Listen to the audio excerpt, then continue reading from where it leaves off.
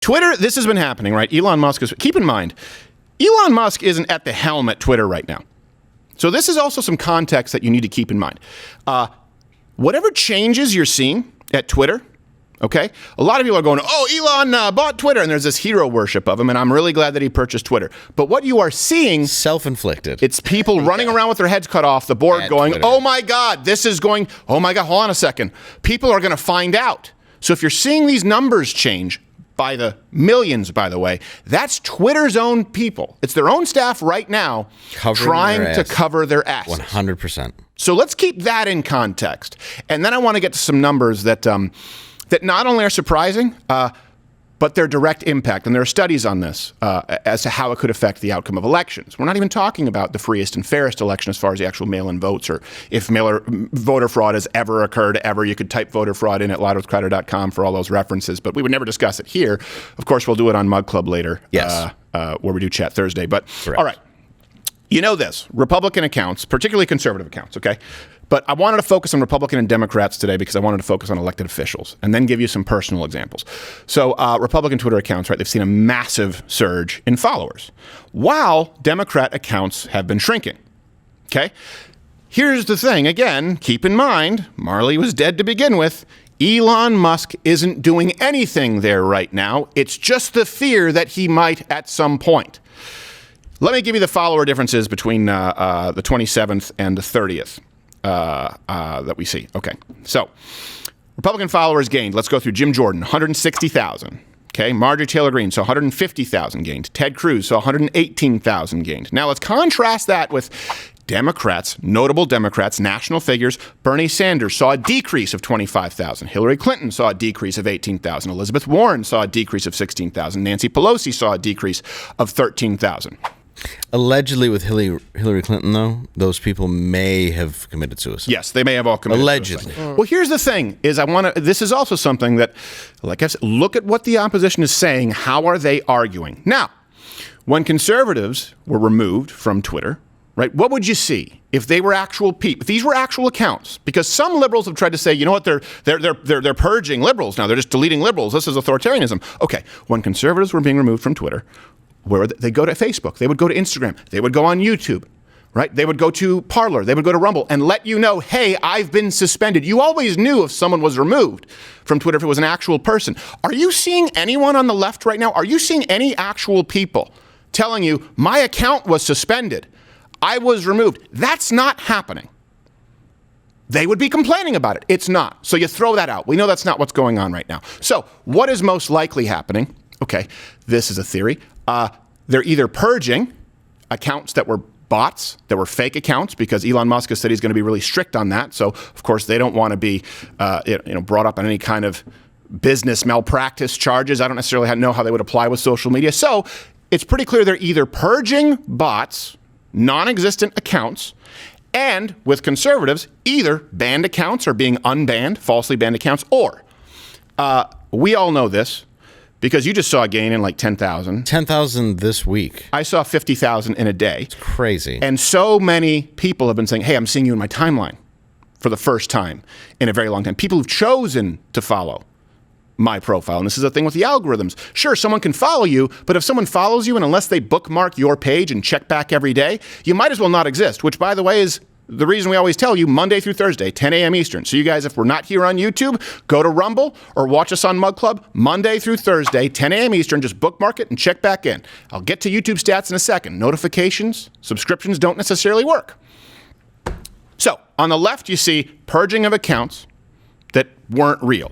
And on the right, you're seeing either unsuspending of accounts or just someone like Ted Cruz, his own people are seeing his stuff, so it gets retweeted, it gets put in their timeline, it's the pay it forward. That was, remember the whole idea of viral? Well, you can't go viral, nothing can go viral if it can't start.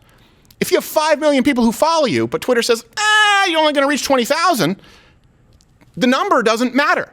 So that's what we're seeing. Now let me draw attention to this, because you just saw a gain with Republicans and a loss with Democrats. Okay.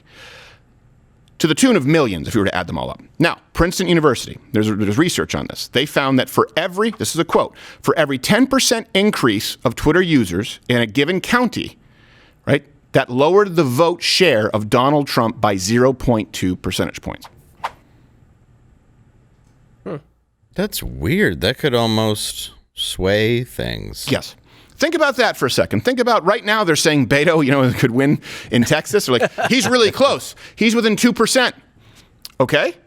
Well, now let's just say Abbott gains the followers just based on the natural algorithm, and all of a sudden Beto loses hundreds of thousands. You think that changes the election? So they combine algorithms, they combine throttling, they combine fake accounts. And by the way, this is a dirty little secret. I cannot substantiate this. I want to be clear, but I've worked in this industry for a very long time. You pay a PR firm, you get a set amount of Twitter followers.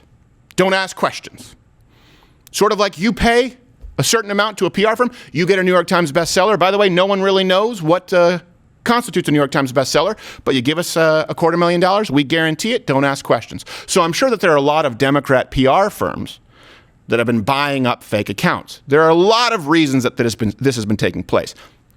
All of it points one direction. And again, if you could comment below, send me examples. Are there any prominent Democrats? I haven't seen them saying, hey, I've been removed. I know they're threatening to leave and then they come back like Sean King, but I haven't seen any stories of Democrats en masse saying, I've been removed from Twitter. This is what's happening. I see them bitching about it, where we saw conservatives all the time get removed simply for points of view. So I gained myself. Sean King went dark for a day? Yes. And he went cream. Black for... He went cream. He went for back a day. to cream for... Yes. Well, he went right back. No, he was always cream. He just shut down his Twitter account. Poor choice of words. True. Yeah, he went black. He's never gone dark. He's never been black or dark. No. But he was cream. Yes. He's still cream. Eggshell. Eggshell white. Maybe a nice taupe. Yeah, at Sable. best. So I gained 89,000 Twitter followers. Okay? 89,000 in the course of whatever, 2 or 3 days. Now, let me also point this to you. Now imagine this for a second. YouTube. This is something too. So we're seeing this with Twitter. I can tell you there are some things I'll need to keep in my back pocket. So there's some info that I'll never be able to give to you until the time is right. But I will share this with you because it would be publicly available if you wanted to search for it. For years, and Toolman Tim, you've been working here for years, so you saw this happen. Yep. For years, we on average gained over 100,000 subscribers on YouTube per month. We had some months that were a couple 100,000 in a month. I think the average was around 120,000. Okay. Then we were demonetized with the Vox Adpocalypse. And like that, to the day, all of a sudden we went from 130,000 new subscribers a month to about 20,000. Maybe 40,000 was the biggest month. Some months would be 10,000. Now, here's the thing. That's A/B test. Could be chance. We were remonetized on YouTube for 4 or 5 months before people complained about it. Again, average 130,000 new subscribers per month. Demonetized again. So now we have 4 examples. We have A, B, went down to 10, 20,000 new subscribers a month. You're talking about a differential of hundreds of thousands in a month. And if you do those estimates, if you look at the algorithms, for which there's been no explanation or no answer, we'd probably be at about 9 to 11 million subscribers a month on YouTube. Not to mention the things like notifications working, subscriptions working. We have to tell you to bookmark the page and come back 10 a.m. Eastern every day. And also let you know about Rumble and about Mug Club in case we're not on YouTube because we get removed for a reason that is not described. Which, by the way, please do. That's why we don't make any revenue off of YouTube. We keep sponsors pretty limited. Go to loudwithcrowder.com/mugclub, and it's $69 for students, veterans, active military. You get the whole Blaze catalog. This is something that, again, I think people need to not focus on, I lost this, I gained that. What does that mean for the state of democracy? Remember the Russiagate, how long the media just even spoke about Donald Trump perhaps, using a high-8 camera to observe prostitutes urinating on Formica. That was a huge story. Of course. Meanwhile, we see the difference of millions of people being barred from following their supported elected officials and having others thrust before them. If you're concerned about the state of democracy, if you think there's we want trust in our institutions, then you should absolutely be pushing for transparency. This can affect the state of the country, in addition to the Hunter Biden story, which we know would have changed the election. Watch Louder with Crowder live, Monday through Thursday, 10 a.m. Eastern.